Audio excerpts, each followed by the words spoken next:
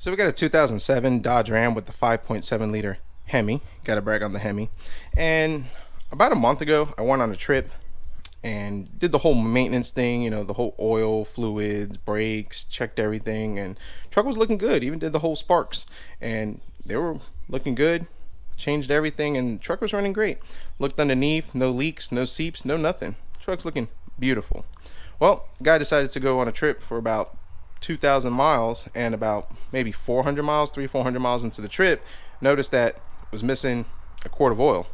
That's not good considering these Hemis love oil and oil is good for the engines.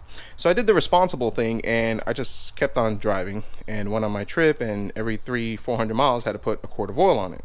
Looked underneath the truck and everything was dry on a bone. So let me go ahead and show you what it looked like underneath the truck. Alright, so I'll kind of point and kind of give you an idea. So if you look over here, it's really wet, and I know there's a sensor over here, and I kind of ruled out based upon what I'll find, and I'll show you that in a second, that it wasn't this sensor. So the back of the valve cover has these little rubber grommets that go into the bolts, and one of them was bad, and I'll show you that. But if you look underneath my truck, it's pretty much dry as a bone. So looking on the trip, I was like, man, maybe I have a bad engine, blow by, all that stuff. Did the whole compression test thingy, and everything looks good. But as it started progressing, if you look, all this is kind of wet and soaked with oil. It started coming down over here, and it's even gotten to this point where it made it right. See if I can get some light over here.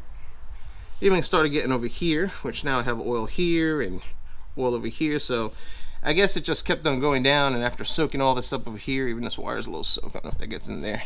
All the oil just kept on tripling. So now we're starting to see a better pattern of where all my oil is just kind of dripping down the back of the valve cover from it. So let's go back to the bench and let's show you exactly what happened.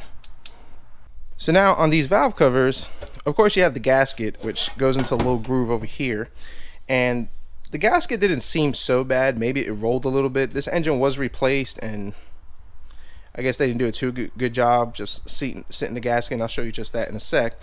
But also the little bolts that kind of hold it down have these little rubber grommets on it, and these rubber grommets kind of seal it, and they keep oil from coming out, obviously. Well, of course, the one, and if this is the back of the engine over here, this little one right over here, if you look at it, yeah, she don't look too good. She's very spongy and jello-y, and she was broken, and that's exactly how it came out. Now, most of them, they're supposed to look like this, and some of them were actually still pretty good, but you had a couple that were broken like that. So with this, oil is kind of, and I saw it over here because it was just kind of caked right over here, and even on this one in the back right over here, all the oil was just kind of caked over here, just kind of oozing down the side of the engine and just kind of going towards that little heat shield or whatever you want to call that. So if you got a mysterious leak on your Dodge Ram, you might want to consider taking a look underneath, looking up towards the rear of the valve cover, because you'll see that this is where it was leaking. The front was all dry, everything looked good, so to the naked eye it don't look bad, but you also got to remember the back of the engine. So I got these from Rock Auto, and these are the Felpro ones, and I guess they're an upgraded design, because if you look in comparison, like, let's see if we could kind of, whoops, that was probably to put it right over here. If you look at comparison, I mean, look how thick it is, like an upgraded design compared to the old one and the new one.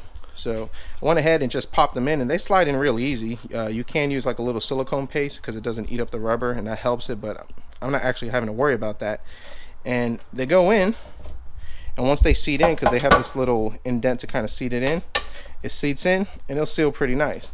Taking these off are really easy. I'm just taking a little lineman pliers and just kind of ripping them off, and they're just coming off easy, sliding them in. So installing these gaskets for these valve covers, there's only one way it goes in, and if you don't see it, it's not going to work right properly.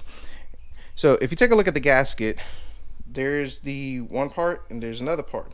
If you look at this little part, it kind of has like the little grooves and channels, and it has like a little edge where it's going to snap and pop right in. If you put it in this way, it's not going to pop right in. So if you try to pop it in the way without the little edge and channel, it's not going to sit. But you need to flip it the other way, and then when you do that, they pop in real easy. And this is for the spark plug tube seal gasket over here. And the same thing with the valve cover, and I just kind of pulled it out to show you. And if you take a look at it, let's see, hopefully that comes out in the camera, You see how you have the little channel and that kind of little edge right over here? That has to go the same way, and it pops in without any issue. And of course I took that out real quick. So you need to make sure that when you're putting in this valve cover gasket that you put it in the right way. If not, then it won't sit, you'll have more leaks, and you'll have to do this job again, which this is not a fun job to do. And I also recommend that if you can change your spark plugs, this might be the time to do it, since you got to take everything out to get to it. So if you got a mysterious leak, this might be what you need to look at, and it's definitely the issue, unless you have some serious blow-by or some mechanical issues. Let's go to the truck and let me show you a trick. You don't have to do this. Maybe you could try to finagle it. You take the gamble, but let me give you this advice. Sometimes the extra time is worth the headache, because then you have to second guess on, did the gasket roll, do I have a leak elsewhere, and kind of just eliminate what other issues you may think the leak is coming from. So what I recommend doing is, I went ahead, I disconnected the positive, the negative, took down the little Christmas tree fastener right over here in the battery box, also disconnected this cable over here. And what this allows me to do, this allows me to take all these wires that are in the way of my valve cover, because if you look, there's nearly not a lot of room to slide it in, and just kind of slide it out all the way over here and tuck it away. So now you have room to slide in the valve cover. Let's kind of put this right over here, actually right through here, and it's a lot easier, and you have more room. Now you also have these evap lines. Now these evap lines, I didn't want to finagle with the one that goes into the intake manifold, so all I did was just take a bungee cord and just kind of hold them off to the sides over here. If not, they're gonna sit right over here, and when they sit right over here, they're actually getting in your way of sitting your gasket, sitting your valve cover properly. So I kind of do that, and then by doing that, I could go ahead and I could slide in my valve cover, and then I could make sure that I'm just sitting it right down and not having worry about rolling it in and rolling the gasket. So let me go ahead, let me pop this in, and then I'll show you how that works.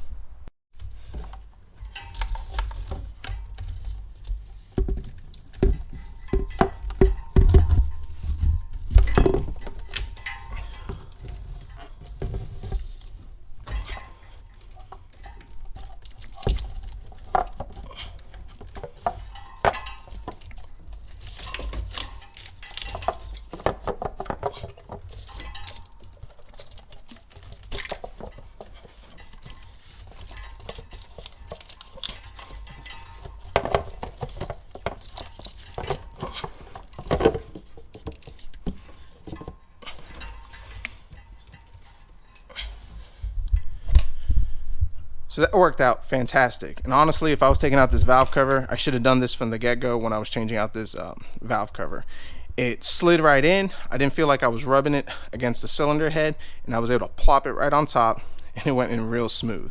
So all we're gonna do now is, which is pretty simple, we'll pop in those little bolts with the grommets, tighten this down to factory spec, whatever that is, and this is done. Now for this side, we have a lot more room, and I'm not worried about that. We can actually take this off over here, and all we need to do on this side pretty much is just pop this out.